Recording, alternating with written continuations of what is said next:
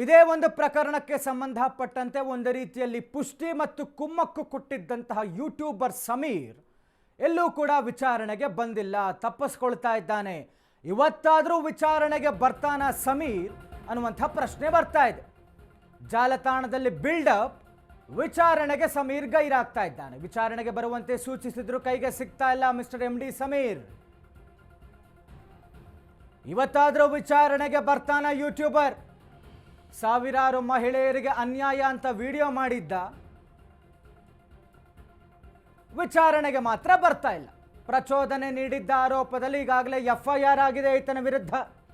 ಧರ್ಮಸ್ಥಳದಲ್ಲಿ ಸಾವಿರಾರು ಮಹಿಳೆಯರ ಕೊಲೆ ಮತ್ತು ರೇಪ್ ಆಗಿದೆ ಅಂತ ಆರೋಪವನ್ನು ಮಾಡಿದ್ದ. ದಾಖಲೆ ಕೊಡಪ್ಪ ಅಂದರೆ ಬಂದಿಲ್ಲ. ಕೊಲೆ ರೇಪ್ ಆರೋಪದ ಬಗ್ಗೆ ದಾಖಲೆ ಕೊಡಲು ಸೂಚನೆ ಕೊಟ್ಟಿದ್ದಾರೆ. ಇವತ್ತು ಧರ್ಮಸ್ಥಳ ಠಾಣೆಗೆ ಯೂಟ್ಯೂಬರ್ ಹಾಜರಾಗುವಂತಹ ಸಾಧ್ಯತೆ ಇದೆ. ಬರೀ ಈತನ ಪೌರುಷ, 4 ಗೋಡೆ ಮಧ್ಯ ಕ್ಯಾಮರಾ ಮುಂದೆ ಯೂಟ್ಯೂಬರ್ ಅಷ್ಟೇ ಅನ್ನುವಂಥದ್ದು ಪ್ರೂವ್ ಮಾಡ್ಕೊತಾ ಇದ್ದಾನೆ. ವಿಚಾರಣೆಗೆ ಬಾರಪ್ಪ, ನೀನು ಮಾಡಿರುವಂಥ ಆರೋಪದಲ್ಲಿ ಏನಾದರೂ ಹುರುಳಿದ್ದರೆ, ನಿನ್ನ ಬಳಿ ಯಾವುದಾದರೂ ದಾಖಲೆಗಳಿದ್ದರೆ ಬಂದು ನಮಗೆ ತೋರಿಸು ಅಂತ SIT ಅಧಿಕಾರಿಗಳು ಕೇಳಿದ್ದಾರೆ, ಪೊಲೀಸರು ಕೇಳ್ತಾ ಇದ್ದಾರೆ. ವಿಚಾರಣೆಗೆ ಬನ್ನಿ ಅಂತ ನೋಟಿಸ್ ಕೊಟ್ಟಿದ್ರು, ತಪ್ಪಿಸ್ಕೊಂಡು ಓಡಾಡ್ತಾ ಇದ್ದಾನೆ. ಮತ್ತು ಮೊನ್ನೆ ಆಂಟಿಸಿಪೇಟ್ರಿ ಬೇಲ್ ಕೂಡ ತಗೊಂಡ. ಬಹುತೇಕ ಇವತ್ತು ಈಗಾಗಲೇ ಆತ ಹೇಳಿರುವಂತೆ ನನಗೆ ಜೀವ ಬೆದರಿಕೆ ಇದೆ, ನನಗೆ ರಕ್ಷಣೆ ಕೊಟ್ಟರೆ, ಪ್ರೊಟೆಕ್ಷನ್ ಕೊಟ್ಟರೆ ನಾನು ಬರ್ತೇನೆ ಅಂತ ಹೇಳಿದ್ದಾನೆ. ಆಂಟಿಸಿಪೇಟ್ರಿ ಬೇಲ್ ತಗೊಂಡ್ರೂ ಕೂಡ ಈತ ಸ್ಟೇಷನ್ಗೆ ಹಾಜರಾಗಬೇಕಾಗತ್ತೆ.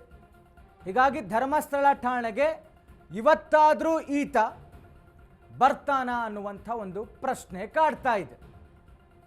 ಬಂಧನ ಭೀತಿ ಎದುರಾಗ್ಬಿಟ್ಟಿದೆ MD ಸಮೀರ್ಗೆ.